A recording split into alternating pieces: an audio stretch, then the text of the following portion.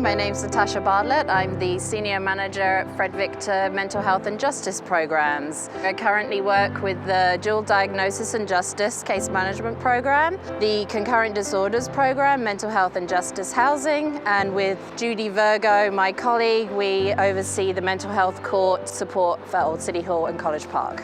The designated mental health courts, such as Old City Hall, which is one of the largest in Ontario. It's a court that looks at people from a lens of mental health and from a lens really of poverty as well. Some of the supports within this program that Fred Victor provides individuals is mental health and addictions support with people who are coming through the justice system. If you're charged with a crime and have mental health and addictions, you come through the mental health court system, connect with court support workers who will broker you into the community support network. So looking at all social determinant health, housing, psychiatrists, basic needs and counselling. So there are many barriers to the individuals who seek support from the mental health and justice programs. One major one is affordable housing, of course. There is a lot of stigma with people who have mental health and addictions issues in general and who are homeless, but also if you have justice issues or you've been in the justice system, landlords can be very judgmental. It's hard to get employment if you have a criminal record. That's why the mental health court is very important for people who may have committed a crime because of their mental health and poverty. And so once they come through our program, their charges can be withdrawn and or stayed, so they don't have a criminal record. When you look at somebody who is on the streets or utilizing the shelter system within a city or a town or who has precariously been housed, there are many issues and circumstances that has got that person to that stage in their life. It's not just people who you see sleeping on the streets. It's not people who are just living in shelter. Homelessness can mean a lot of things for a lot of people, and it can happen in many phases of their lives. If you are living on the streets or in precariously housed situations, anxiety is very high. You're exposed to a lot of violence. You're exposed to very unsafe conditions. Mental health and addiction issues are exacerbated if you're living on the streets. It's not a pleasant place to be. So especially in the times that we're living in right now with a pandemic virus in society, many mental health and addiction agencies have had to close their doors for service. Many restaurants and cafes that we use to meet our clients in the community have closed their doors. Public washrooms have been closed. It's very difficult if you live on the streets or are precariously housed to find a place to wash your hands or use safely or just get out of the rain. So it's escalated during this virus pandemic. To give you a sense of what happens within the mental health and justice programs, I'll use a couple of examples to give you a sense of how the mental health court can work for an individual and how important it is to have a mental health court system in society. We could get a release from Old City Hall. Someone's come out of jail.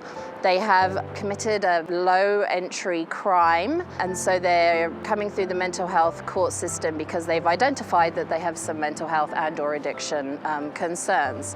They connect with the mental health court support workers who then begin to build a relationship in conjunction with the client, involving case managers. So the three people work together, they get to know each other. The case manager is out in the community helping the client meet his or her needs. So it's very individual based and it's very based on client needs. So working in conjunction with the Crown, advocating for the client, promoting the good work that the client is doing, connecting with their community support, be it finding a safe place if possible to stay, connecting with psychiatrists or counselling, connecting mainly with health providers, even to the point of like they're eating regular meals if they are living on the streets. still.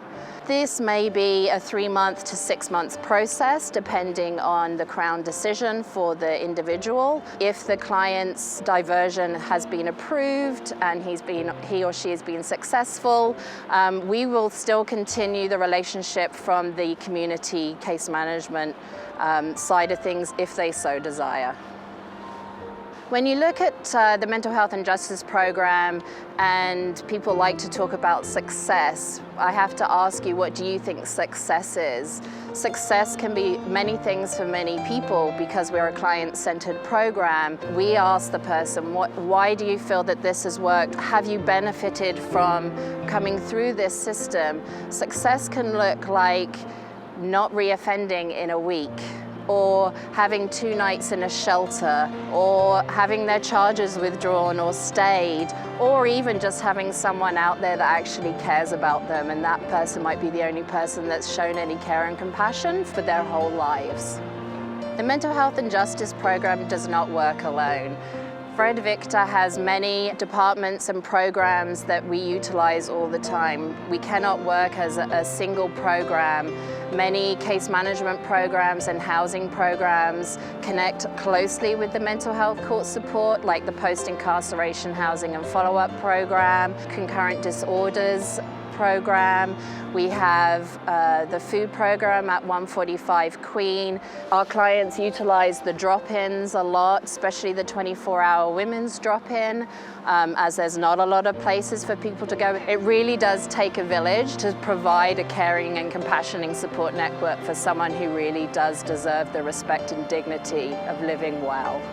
So to everyone who's watching this and donating all their money, I want to say thank you on behalf of the staff and definitely on behalf of the individuals that access our service. And please keep going.